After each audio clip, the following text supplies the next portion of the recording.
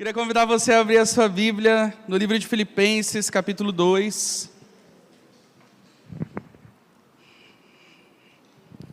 Filipenses, capítulo 2, nós vamos ler a partir do verso 1 e vamos até o 11. Filipenses 2, 1 ao 11. Amém, gente? Amém? A palavra fala assim: se por estarmos em Cristo nós temos alguma motivação, alguma exortação de amor, alguma comunhão no Espírito, alguma profunda afeição e compaixão, completem a minha alegria, tendo o mesmo modo de pensar, o mesmo amor, um só Espírito e uma só atitude. Nada façam por ambição egoísta ou por vaidade, mas humildemente considerem os outros superiores a si mesmos. Cada um cuide não somente dos seus interesses, mas também dos interesses dos outros. Seja a atitude de vocês a mesma de Cristo Jesus, que, embora sendo Deus, não considerou que o ser igual a Deus era algo a que devia apegar-se, mas esvaziou-se a si mesmo, vindo a ser servo, tornando-se semelhante aos homens e sendo encontrado em forma humana. Humilhou-se a si mesmo e foi obediente até a morte e morte de cruz. E por isso Deus o exaltou à mais alta posição, e lhe deu um nome que está acima de todo nome, para que ao nome de Jesus se dobre todo o joelho nos céus e na terra, e debaixo da terra, e toda língua confesse que Jesus Cristo é o Senhor, para a glória de Deus Pai. Vamos orar? Senhor, essa é a Tua palavra. Nós queremos, Senhor, nessa noite sair daqui entendendo o nosso propósito, entendendo aquilo que o Senhor nos chamou. Nós queremos sair daqui nessa noite diferentes. Nós não queremos que seja, Pai, apenas mais uma série, mas nós queremos que seja algo que vai mudar a nossa vida. A gente não quer mais continuar sendo uma juventude que vem aqui e se reúne sábado após sábado, mas nós queremos ser uma juventude, Pai, que reflete a Tua imagem e a Tua semelhança. Uma juventude que está disposta a Te buscar, custe o que custar, Pai. É por isso que nós estamos aqui, não há outro motivo para estarmos aqui que não seja o Senhor. E por isso, Pai, fala aos nossos corações. Espírito Santo, o Senhor tem liberdade nesse lugar. Manifesta com liberdade os dons, manifesta a cura, manifesta aquilo que o Senhor tem para cada um de nós nessa noite, Pai. Pai, que nós possamos também agir na liberdade do Teu Espírito, porque nós sabemos que o que habita em nós não é mais um espírito de medo, mas um espírito de ousadia, e que nós possamos sair daqui com essa ousadia sobre as nossas vidas. É o que nós Te pedimos e Te agradecemos, em nome de Jesus. Amém. Gente, se eu fosse dar um título para essa pregação de hoje, com certeza seria o que está ali, ó, em família. E eu meio que acho que plagiei o negócio do programa da Globo, mas tudo bem, Deus é bom, né? Mas se fosse para falar sobre um assunto, não teria um assunto melhor para encerrar essa série do que nós falarmos sobre sermos famílias de Deus, sermos família, tratar uns aos outros como família. Por quê? Porque isso rege toda a Escritura, isso rege toda a palavra. E alguns dias atrás eu já falei sobre o amor aqui, e a Bíblia, em toda a Bíblia, a gente vai ver sobre esse amor, e o amor sacrificial. É um amor que está disposto a se doar pelo outro, é um amor que está disposto a perdoar o outro, é um amor que está disposto a alcançar o outro. E Paulo, quando ele vai escrever aos Filipenses, quando ele vai escrever essa carta, ele vai advertir sobre dois problemas que ocorriam na igreja de Filipos. E o primeiro problema, eram dois problemas, um era um problema interno e outro era um problema externo. O primeiro problema, que era externo, era sobre a teologia que havia se instalado no meio da igreja de Filipos. Algumas pessoas estavam se levantando com algumas heresias dentro da igreja, e alguns dos crentes estavam se deixando levar pelo ensinamento da falsa doutrina. Então, quando você vai pegar a carta de Filipos, você vai ver que lá na frente Paulo ele vai combater essas heresias. E o segundo problema que Paulo vai combater nessa igreja é de modo interno, que é o quê? A unidade da igreja. A igreja de Filipos era uma igreja que estava em um lugar estratégico. A igreja de Filipos era uma igreja que começou com um GC. Lídia, ao ouvir a palavra, ela abre a porta da sua casa e ela começa um pequeno grupo que se transforma mais para frente na igreja de Filipos. Ou seja, se você está aqui, não está no pequeno grupo, corre para o pequeno grupo. Tá, gente? Na célula cura, na célula a comunhão, na célula há muitas bênçãos, né? A palavra de Deus fala que quando o povo se assenta em unidade, ali o Senhor ordena as suas bênçãos. Então, se você está aqui me ouvindo nessa noite, você ainda não tem uma célula, um grupo pequeno, vai fazer parte de um, corre no plug e peça lá o endereço mais próximo que eles vão te indicar. Só que algo tinha acontecido nessa igreja. Eles estavam começando a se sentir superiores uns aos outros. Por isso que Paulo ele vai falar aqui, sejam humildes, não façam nada por ambição egoísta ou por vaidade, mas humildemente considerem os outros superiores a si mesmo. Paulo ele está rebatendo algo que estava instalado na igreja de Filipos, que era o quê? A presunção, a vaidade, a superioridade que induziam ao egoísmo.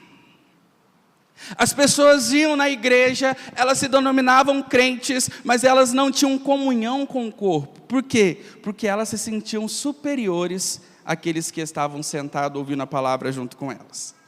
Elas chegavam, sentavam e iam embora, sem muitas vezes nem dar a mínima para a pessoa que estava ao seu lado. E Paulo ele vem falando, olha, não seja assim, vocês não podem ser assim, vocês têm que entender que vocês têm um só Espírito, e vocês têm que ter o mesmo amor, um só Espírito e uma só atitude.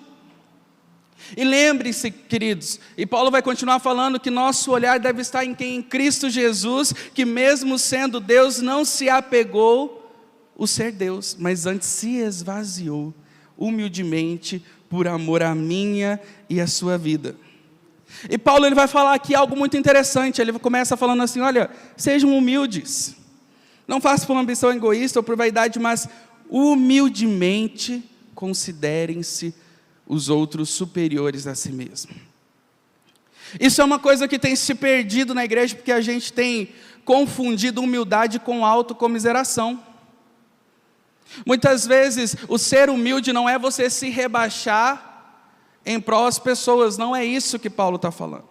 Humildade não tem a ver com você se fazer de coitadinho, mas fulano é melhor que eu nisso, mas ciclano é melhor do que eu naquilo. Pessoas que não sabem receber muitas vezes um elogio, pessoas que muitas vezes a gente fala assim, cara, você hoje arrebentou, você foi top. Eu não, tem pessoas melhores que eu, não, pelo amor de Deus. Porque a pessoa quer se sentir humilde agindo desse jeito, mas isso não é humildade, isso é falsa modéstia. Nós precisamos entender a diferença uma coisa da outra. Ser humilde na palavra é você entender a sua identidade em Cristo. Quando eu entendo a minha identidade, o meu propósito em Cristo, o que acontece? Eu passo a ser humilde com os meus irmãos, porque eu entendo que não tem a ver sobre cargo, não tem a ver sobre posição, não tem a ver com título, tem a ver com quem Cristo me chamou para eu ser. Tem a ver com aquilo que Deus tem colocado em meu coração, e quando eu entendo minha identidade, o meu propósito, eu passo a honrar os irmãos que andam comigo, porque eu não tenho medo de ninguém tomar o meu lugar. Se você está aqui nessa noite e você é líder de GC, ou então qualquer outra coisa que você trabalha, ou até mesmo no seu trabalho secular, e você tem medo de pessoas pegarem o seu lugar, e por isso você não tem dado oportunidade para as pessoas, querido, repense, que você precisa se achar. Por quê? Porque quando nós entendemos a nossa identidade em Cristo, quando nós entendemos o nosso propósito, nós começamos a fazer o quê? Nós temos prazer em instruir as pessoas a se encontrarem no propósito. Quando eu entendo o meu propósito e a minha identidade, eu já não vou ser uma pedra de tropeço na vida do meu irmão, mas antes eu vou ser o quê? Um degrau para que ele se descubra em Deus, assim como eu me descobri. Mas o problema é que hoje, por falta de humildade dentro da igreja, por falta de identidade, de não sabermos o que nós somos, nós não queremos ver o outro crescendo. E muitas vezes nós estamos como? A pessoa acaba de chegar na igreja e começa a trabalhar com todo empenho e com todo o coração, e ao invés de nós nos alegrarmos, porque um dia nós também éramos como aquela pessoa, nós começamos a criticar a atitude dela. Olha fulano querendo se aparecer. Olha lá ciclano, quer fazer tudo. Quer ser o dono da igreja daqui a pouco? Nós começamos a criticar a atitude dos nossos irmãos, porque ainda nos falta entender a nossa identidade em Cristo. E querido, o que é para você, o que é para mim, é para mim. Deus nos fez na nossa individualidade. Eu falei quarta-feira sobre isso, que até mesmo as nossas lutas, nós temos formas individuais de enfrentá-las. E como é lindo a individualidade de cada um de nós que estamos aqui nessa noite. Então, se você está aqui nessa noite, eu queria que você, primeiro de tudo, entendesse que essa humildade, que quando nós entendemos a nossa identidade em Deus, eu sou humilde. Eu trato os outros com superioridade, não porque eu vou me rebaixar para levantar aquela pessoa, não, mas porque eu entendo que eu preciso ajudá-la a conhecer o seu propósito. Eu entendo que ainda que ela cresça, muito mais que eu em evidência, esse é o propósito dela e eu tenho o meu propósito. E por isso que Paulo vai falar, olha, não façam por ambição, não queiram se aparecer, não façam as coisas para se aparecer, não queira que entre vocês pessoas tenham um título de mais ou menos espirituais, não, mas antes vocês que são maduros na fé, vocês da igreja de Filipos, devem tratar todos com humildade, fazendo com um propósito apenas de glorificar a Jesus. É isso que Paulo ele vai estar falando, então nós precisamos entender isso, que nós não precisamos nos fazer de coitado, mas nós temos que entender a nossa identidade. Né? É igual esses memes de internet que fala assim, ontem eu acho que eu vi, que falava assim, quando você chega para a pessoa e fala assim, nossa, que blusinha bonita, daí a pessoa fala, nossa, gostou, comprei na promoção. Gente, a gente não sabe receber elogio não.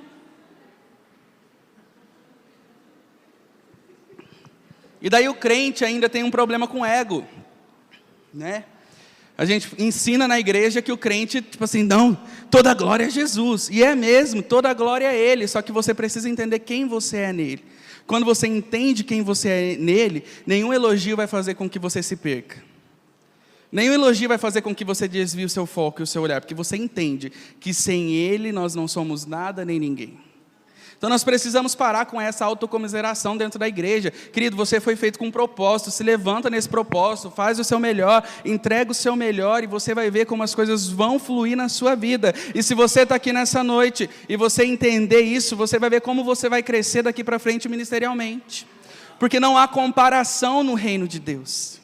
Nós não podemos nos comparar, porque cada um de nós vamos viver uma história com o Senhor, cada um de nós somos preparados para viver algo em Deus que o outro não é. Eu não posso querer chegar aqui e ditar uma regra que vocês têm que viver como eu vivo, porque talvez vocês não suportem o que eu suportei, ou vocês chegarem e falarem, não João, agora você está aqui, vai ser assim, assim, assim.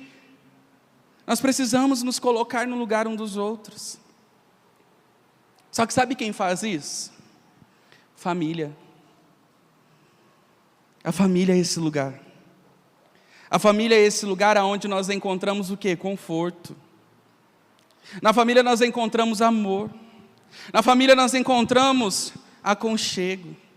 A família é aquele lugar onde nós sabemos que nós podemos ser nós mesmos. Querido, aqui para muitos eu sou o João, o pastor João, o fulano, ciclano, mas para minha mãe, eu sou o João Guilherme, o filho dela. Então com ela eu posso ser quem eu sou, que nada vai fazer com que ela tire os olhos de mim ou deixe de me amar. O problema é que nós estamos dentro da igreja se preocupando muito com a aparência e nós esquecemos que Deus ama a nossa essência. Deus ama a sua essência, querido, não é a sua aparência. E na família nós podemos ser quem nós somos. Eu não sei você, hoje eu não moro mais com a minha mãe, mas quando eu chego na casa da minha mãe, eu chego lá já tirando o sapato, abro a geladeira e me esparramo na cama dela. E esses dias eu fui lá para a casa dela, já tirei meu padrasto da cama e falei, não, quem dorme aqui hoje sou eu com ela. Porque a gente tem liberdade. O Joel conta que, todo mundo já ouviu isso, que o pai dele abria a maçaneta e ele já sabia quem era. Por quê? Porque estava acostumado com aquilo. E nós, na nossa família, nós nos acostumamos. Se você não saiu da casa do seu pai e de sua mãe, quando você sair, você vai ver só, que muda algumas coisas, mas a gente continua folgado dentro da casa de pai e mãe. E isso é bom demais. E Paulo ele vai falar assim, que ele vai usar o exemplo de Jesus. Ele vai falar que Jesus vem na terra, e Jesus, sendo Deus, não se apega nisso. Mas antes ele escolhe o quê? Se esvaziar de si. Gente, eu não sei vocês, mas quando eu paro para ver isso, não é doido demais?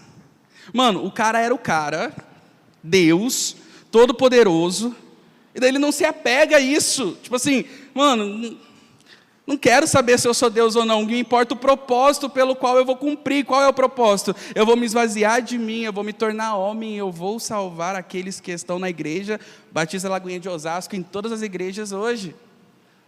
Deus, ele se esvaziou dele mesmo. Deus, ele se humilhou numa condição humana, porque a nossa condição humana é humilhada, e porque muitas vezes eu e você, nós continuamos arrogantes diante um dos outros, porque nós insistimos em não nos humilhar, porque nós insistimos em nos apegarmos a títulos, a cargos, porque nós insistimos em nos apegar àquilo que as pessoas acham de nós, quando na verdade o que nós precisamos nos apegar é o nosso propósito. Eu e você, nós precisamos nos apegar ao nosso propósito. Cristo, ele se fez homem para nos fazer família. Cristo, ele se fez homem para que eu e você hoje pudéssemos estar aqui como família. Quando nós chegamos na igreja, nós precisamos ter esse entendimento. Olha aí para o irmão que está do seu lado. Sabe esse irmão que está do seu lado? É sua família. É sua família. Nós precisamos chegar na igreja e entender que igreja é esse lugar onde nós nos tratamos como família, nós nos tratamos como irmãos, nós nos tratamos como do mesmo corpo, do mesmo sangue, porque nós compartilhamos da mesma fé, e a fé na ressurreição de Cristo Jesus. O sangue de Cristo nos faz um. E é isso que nós precisamos entender, porque se nós não entendermos isso, nós podemos escrever 10.000 cartas, nós podemos fazer 15.000 evangelismos, nós podemos fazer toda a ação que a gente quiser, que não vai dar certo. Enquanto a igreja não entender essa posição de família, essa posição de irmãos. E algo que me impactou bastante foi que eu vi uma frase que assim, mano, veio de frente ao meu coração, veio forte, com força mesmo. Que um escritor, ele fala assim que a igreja tem perdido tanto tempo em programações, em buscar ferramentas para alcançar os de fora, que a gente tem esquecido de sermos família. Nós estamos tão preocupados em gastarmos tempo fazendo reuniões para descobrir qual que vai ser o próximo meio de evangelizar, ou a próxima ferramenta que nós vamos usar para atrair pessoas, só que aqui entre nós nos matamos. Nós estamos perdendo tempo muitas vezes querendo correr atrás de programação, quando na verdade nós queremos o quê? Ter sucesso em tudo que fizermos, quando nós não estamos dispostos a ter sucesso dentro das nossas igrejas, tratando um em amor com o outro. A maior ferramenta de evangelização que existe é a unidade da igreja. A maior ferramenta que Cristo nos deixou para a evangelização é a unidade da igreja. É sermos família, é estarmos juntos. É nós entendermos que Deus, ele colocou esse irmão que está do seu lado para você cuidar. E Paulo, ele vai falar assim, deixa eu ver agora aqui, gente.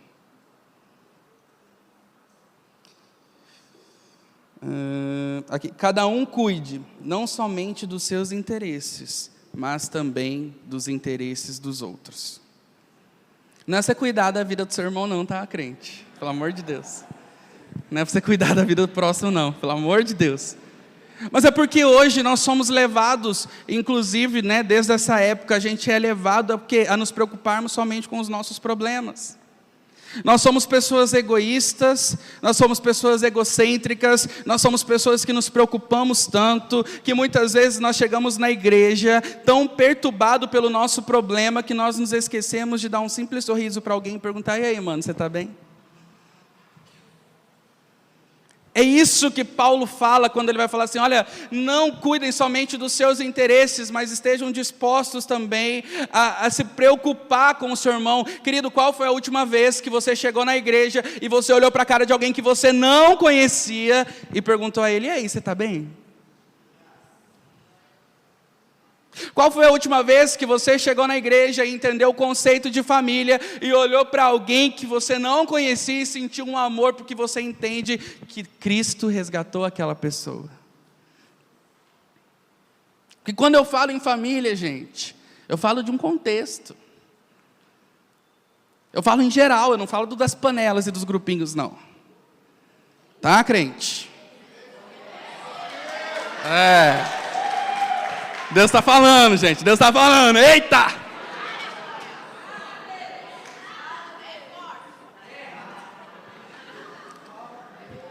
Deus, Ele manda nós entendemos que aquela pessoa chata, ela também é sua família. E sabe o que é interessante? Agora eu já até me perdi no esboço. Sabe o que é interessante, gente? Que na família, você tem aquela tia chata. Todo mundo tem. Ai, gente, aquela tia que cuida da sua vida, né? Final de ano, e os namoradinhos. E aí? Né? Os namorados, e aí, quando você vai casar? Os casados, quando você vai ter filho? Quando você vai ter mais um? Sempre tem aquela tia chata. Na família sempre tem aquela prima que não vai muito com a sua cara, o primo. Na família, toda família é igual e só muda de endereço, gente.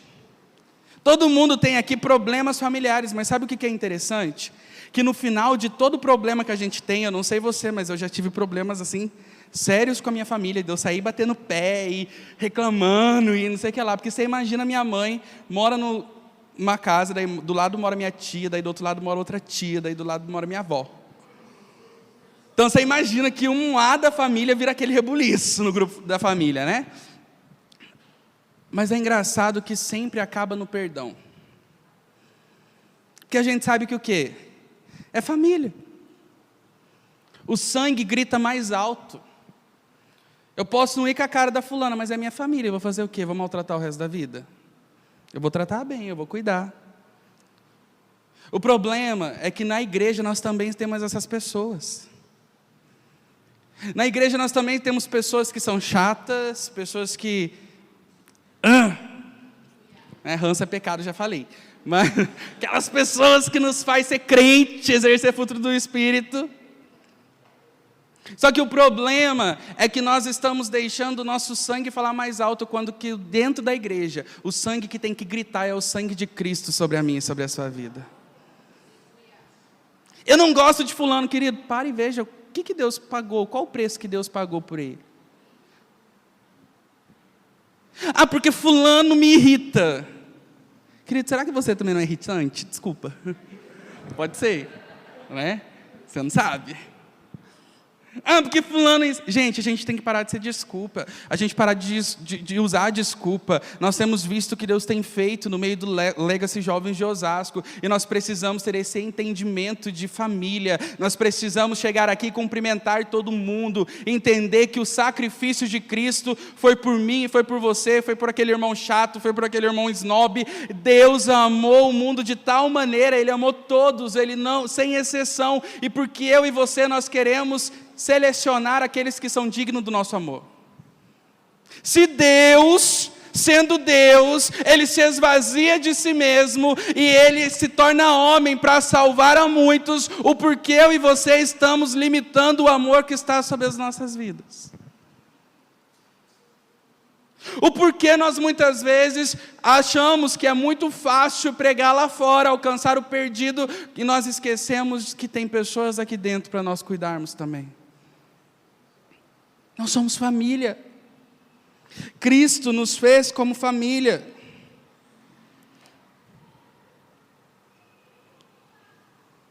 Nós precisamos entender isso.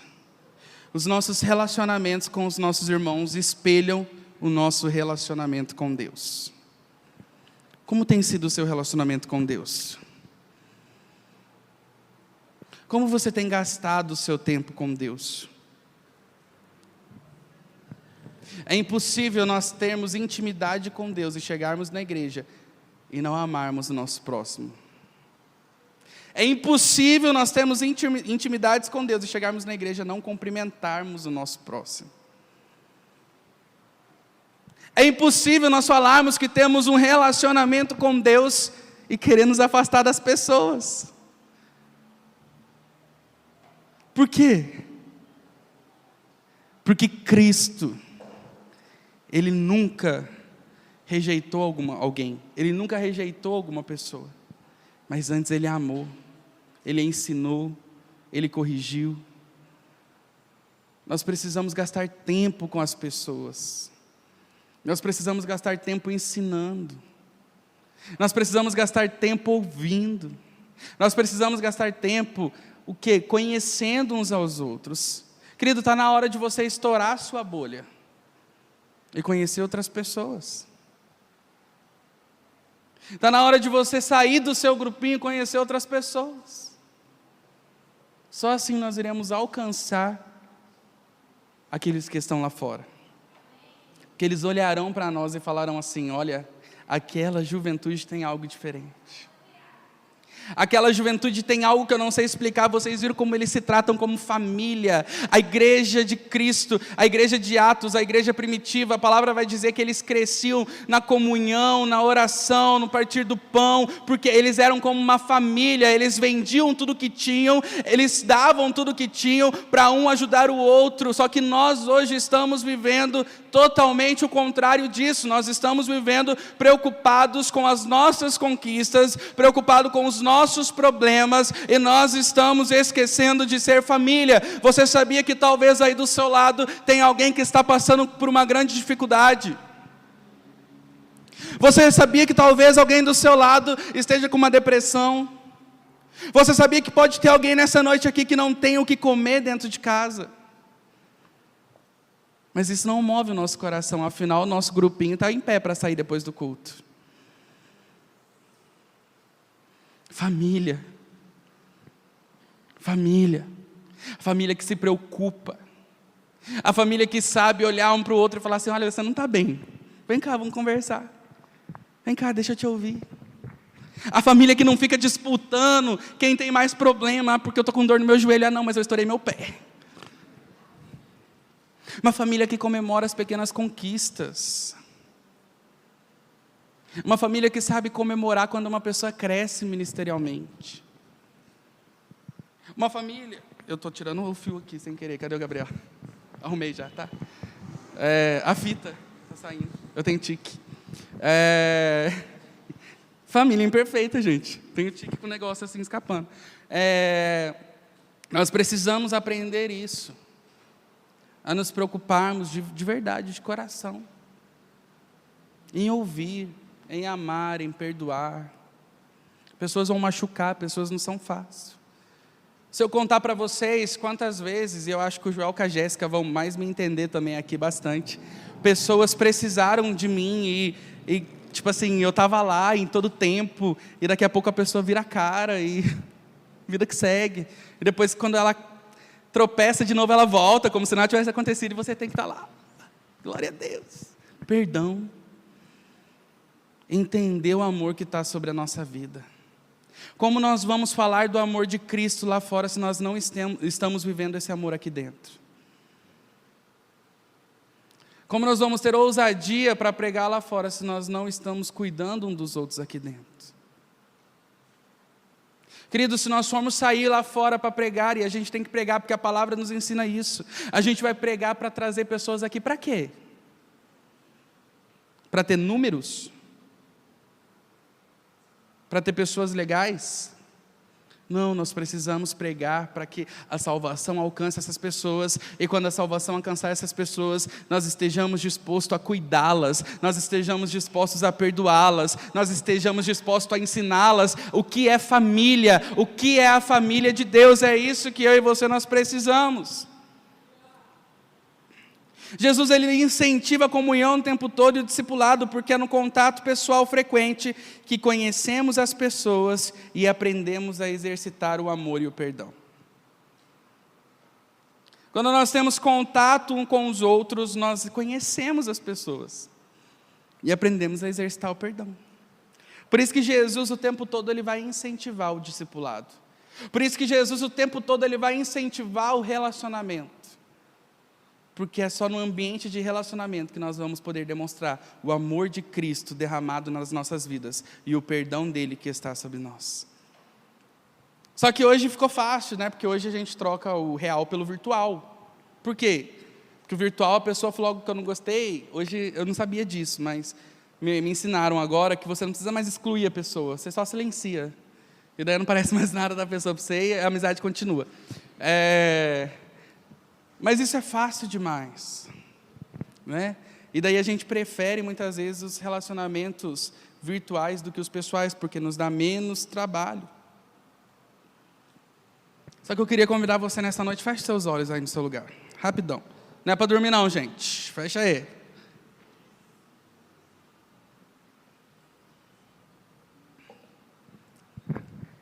Imagina umas pessoas que você tem encontrado diariamente na igreja e que você nunca conversou com elas.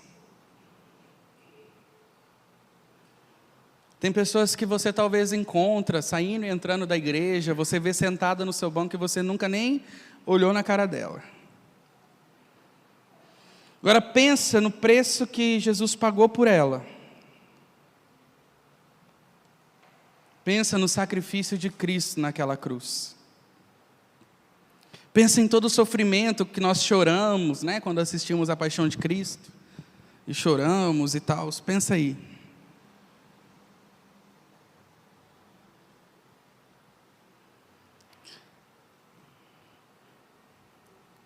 Esse amor sacrificial que você pensou por essa pessoa foi o mesmo que Cristo derramou na sua vida.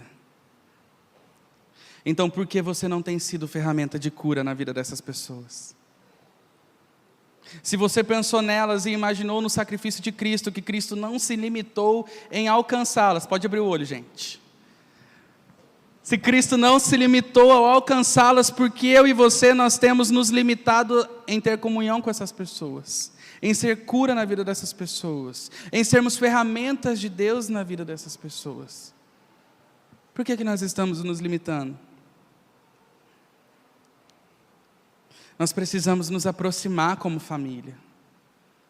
Nós precisamos conhecer uns aos outros de verdade e entender que nós precisamos nos sacrificar muitas vezes em prol ao nosso irmão. O amor é amor sacrificial, já falei isso aqui.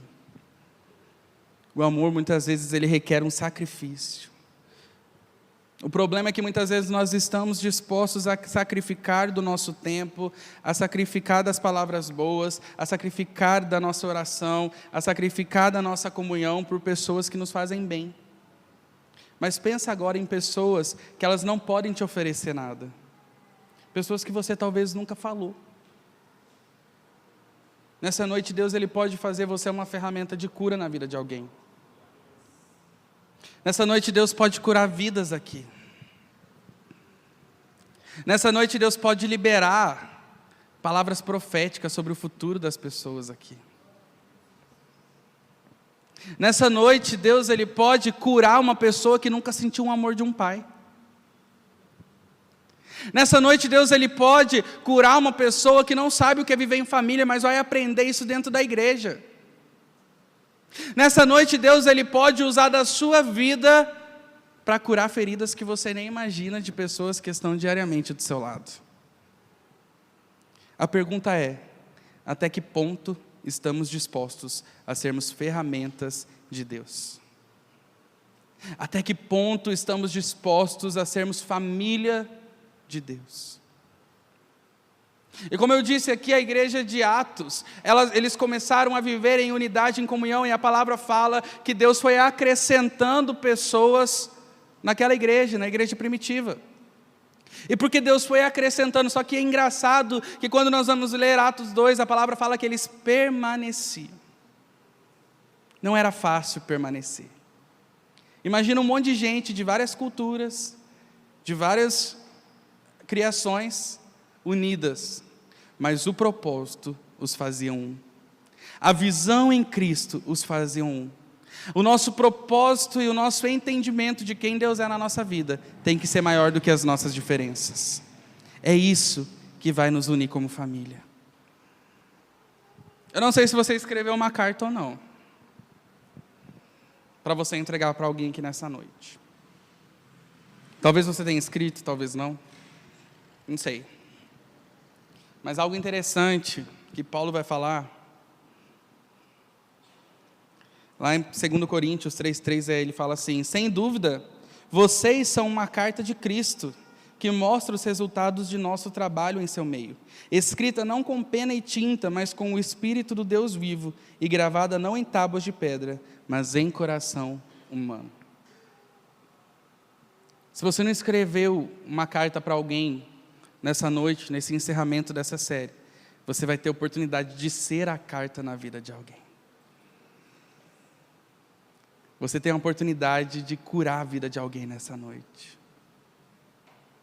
Você tem a oportunidade de ser instrumento de Deus para que nós possamos viver como família, a fim de alcançarmos os que estão lá fora.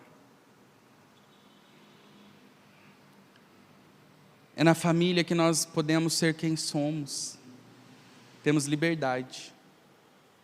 O problema é que na igreja nós entramos e saímos e tratamos o nosso irmão, a qual a Bíblia fala que é parte da nossa família, como pessoas comuns que nós encontramos no metrô.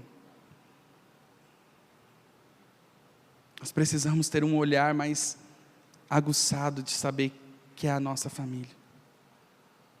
Eu quero, antes da gente orar, contar algo que aconteceu comigo. O Ministério de Louvor já pode até subir. Quarta-feira, gente, e quem me conhece mais de perto, o Joel sabe muito bem disso, que eu sempre falei que eu não sou muito fã de pregar, não. E, mano, teve uma época da minha vida que eu até gostava de pregar, que eu achava legal, tal, eu pregava lá na minha igreja, eu era líder de jovens, igreja pequena, só tinha eu. Mas depois eu fui para o Carisma e eu comecei a entender o meu propósito, e eu entendi que o meu propósito não era ser pregador. O meu propósito era ser escada mesmo para os outros alcançarem lugares que eu não vou alcançar. E isso eu sei que é através do relacionamento diário e contínuo. E eu tenho tipo assim, esse negócio de pregar, eu fujo mesmo. E quando foi quarta-feira, na segunda-feira a Renata me mandou uma mensagem, falou assim: João, quarta-feira é você que vai pregar. Eu falei: ô rei, sério? Ela falou: sério? Eu falei: que benção, mas é porque sábado eu também vou pregar. Então tipo assim, dá uma aliviada para mim. E ela falou assim: não. Ela falou: já tinha te avisado, se você esqueceu, né? A Renata é bem direta, quem conhece aqui sabe. Ela falou: se você esqueceu, o problema é seu, mas eu já tinha te avisado, então. E a Renata pegou, daí eu vim, quarta-feira, e eu estava aqui, sentado aqui. E ali eu falava assim: Deus, eu não nasci para isso, eu acho.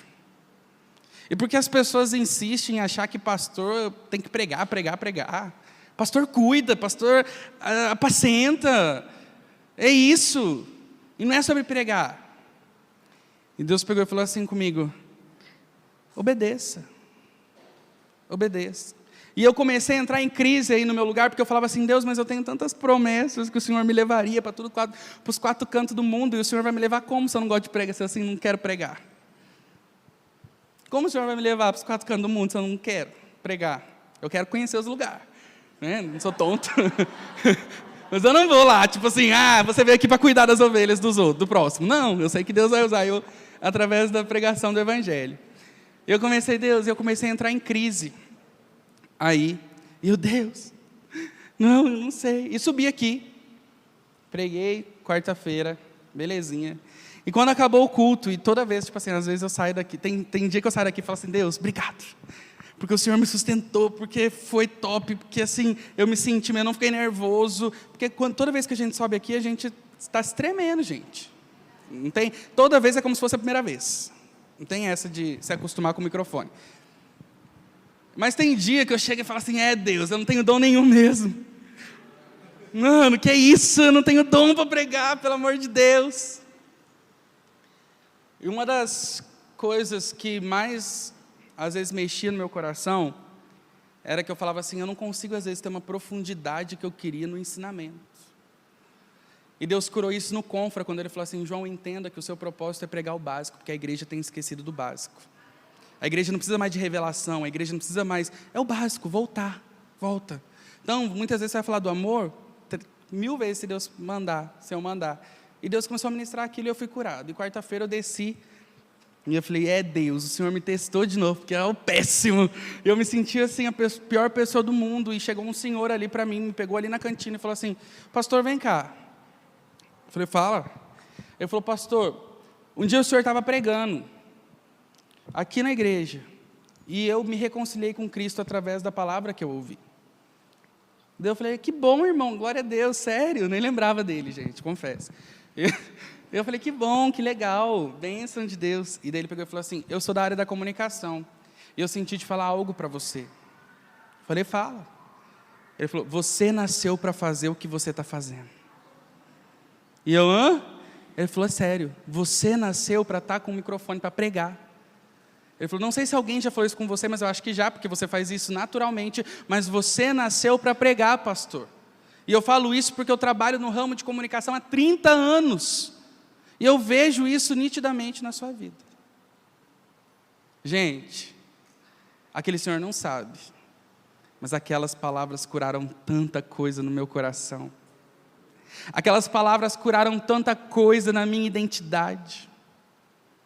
Talvez ele nunca saiba o peso da palavra que ele lançou sobre a minha vida, mas em momento de crise ele foi boca de Deus para mim.